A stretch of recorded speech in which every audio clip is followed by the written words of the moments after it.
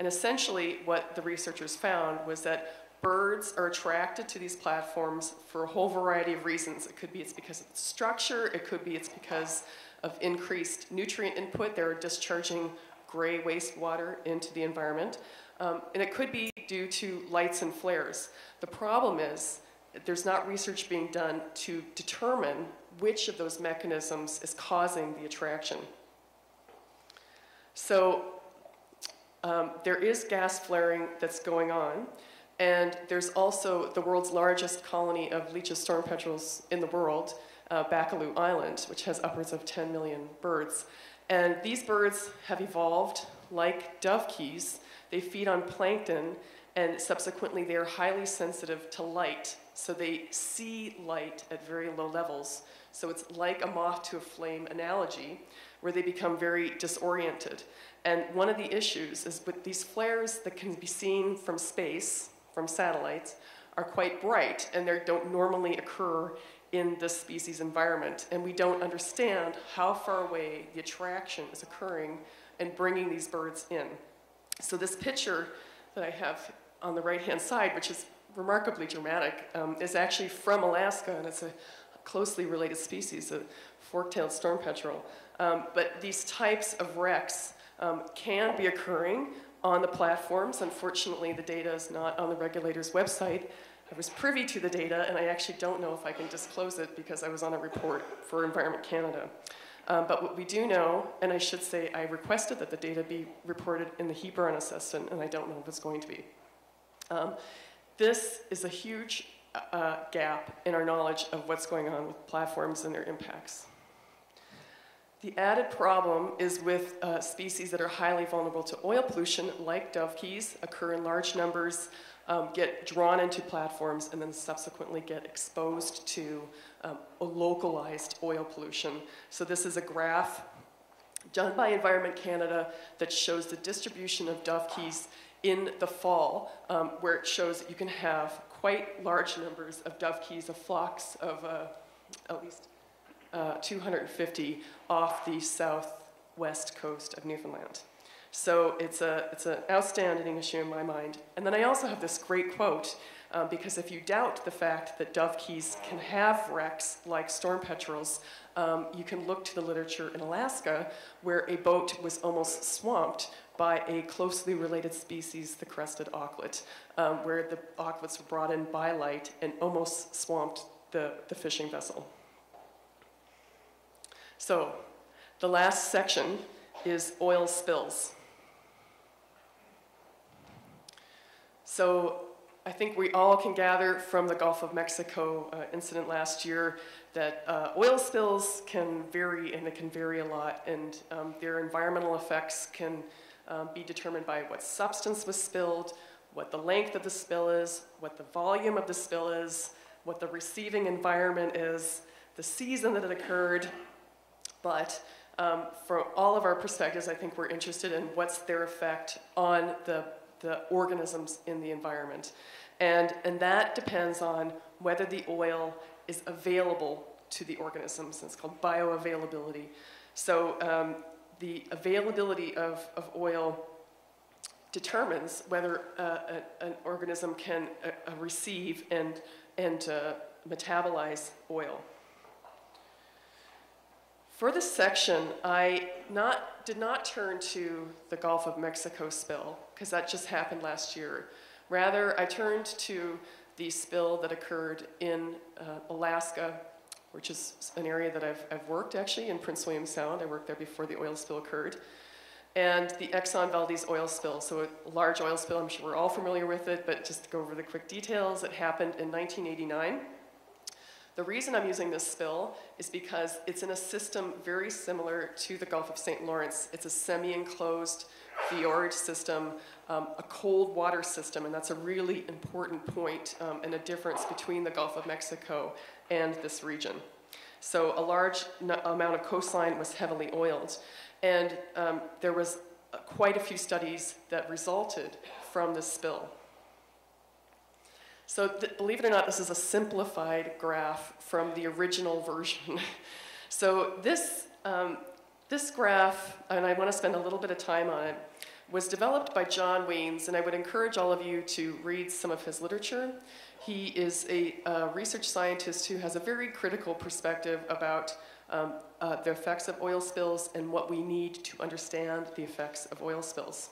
And so these are three potential pathways that organisms could be impacted by oil spills. So I'll just walk you through the first one, the top one, where you have an oil spill. And that oil spill results in the direct mortality of a particular organism. And because of that direct mortality, it alters the population of that mortality and subsequently decreases reproduction. So you can have the next one, where you have an oil spill and you have very little direct mortality, but the oil spill has an indirect effect where it's altered the food supply of that particular organism, and subsequently you can have decreased reproduction or indirect mortality. So if you compare the first two flow charts, you can have decreased reproduction through two different mechanisms. And it's very important for us to understand which mechanism caused the decrease in mortality. And it's the value of linking cause with effect. The last one becomes relevant both for the Exxon Valdez, but also for the Deepwater Horizon, which I think we all saw, is that the cleanup activities can also have an effect. And in this example, they've decreased habitat quality. It reduces the occupancy because of the decreased habitat quality, and subsequently decreases population size. So understanding what the mechanisms are that affect various populations are critical in understanding the overall effect of an oil spill. There was an earlier question on how we can determine what the impact is of an oil spill on a population. And these two hypothetical figures are again from John Waynes, and I'm going to just concentrate on the one on the left-hand side. So you have a population, if you pay attention to the black line, you have a population that's moving through space and time. And I think for most of you that deal with natural resources, you understand that the population from one year to the next is never the same. Populations fluctuate through space and time, and that's a natural phenomenon. So the dotted lines, which run horizontally, are what scientists would call 95% confidence intervals around the mean. And so these are, you could liken it to 19 out of 20 times the population would fall within those lines. And then you have an oil spill on top of this variability.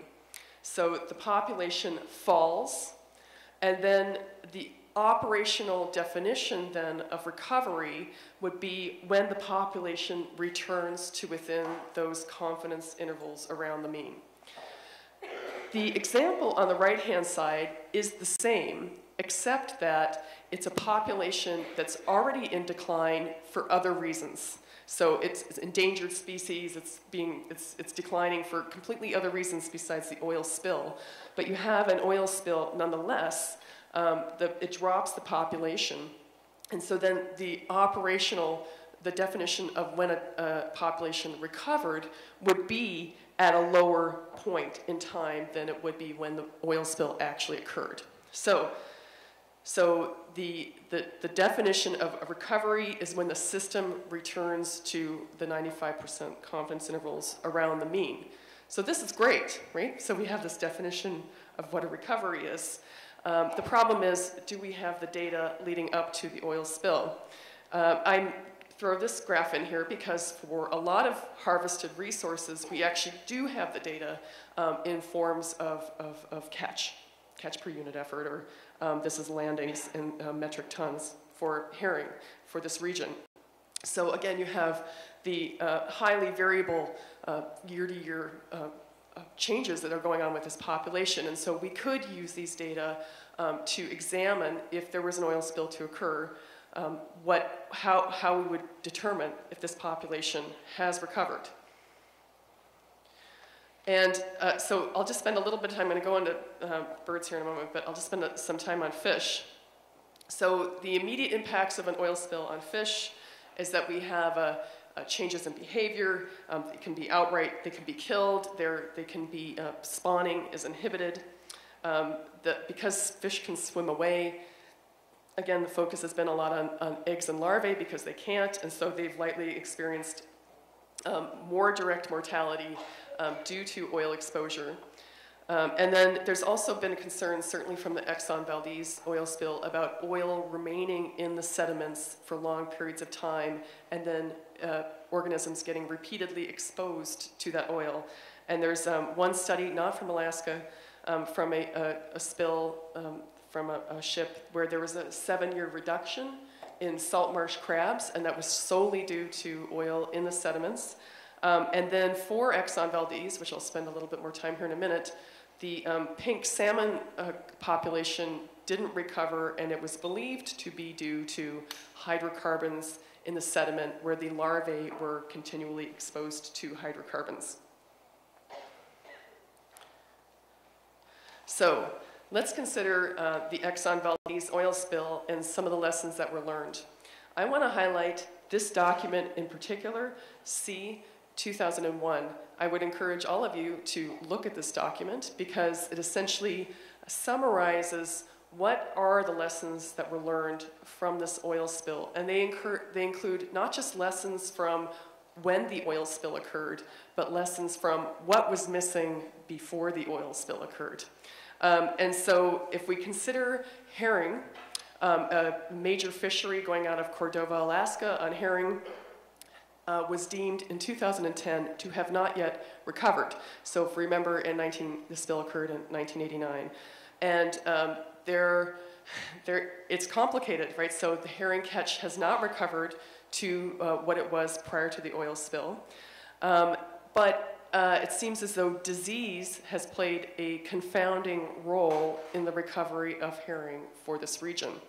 And one of the lessons learned from this was that there were basic data missing on what the effects of hydrocarbons were at various stages for herring in their environment. So deemed still not recovering. Blue mussels was identified as a keystone species. This was a term that was used earlier by the first speaker. A lot of organisms rely on blue mussels. Blue mussels are also still recovering, deemed still recovering in 2010. And they're determined to be still recovering because of their reliance on a lot of organisms rely on them a lot. And it was critical that these type of ecosystem food chain effects are included in damage assessment if there's an oil spill. So impacts to seabirds, you can have direct mortality, and we've all seen horrific images. One was shown earlier of birds being killed. But I want to highlight something about seabirds, which is very similar to large whales, in that they are long-lived, so they'll live up to 30, 40 years. They have delayed reproduction, where they don't start reproducing until they're 4, 5, 6 years of age, and they have very low rates of reproduction. And so this makes them very vulnerable to anthropogenic effects. I'm showing you this graph because this is a very important piece of information. You have the number, the volume spilled. So these are various spills that have occurred throughout the world. So the volume of oil that was spilled and the number of oiled birds that were found. And then the various letters in the graph are different spills that have occurred. And essentially, the author of these data, Alan Berger at University of Victoria, concluded that there is not a significant relationship between the size of the spill and the number of birds found. i.e., you cannot conclude that if you have a large spill, that large numbers of birds will be killed. The same can go, though, if you have a small spill, you cannot conclude that large numbers of birds will not be killed. So in this regard, it's very important to consider what the effects are of small spills. And I have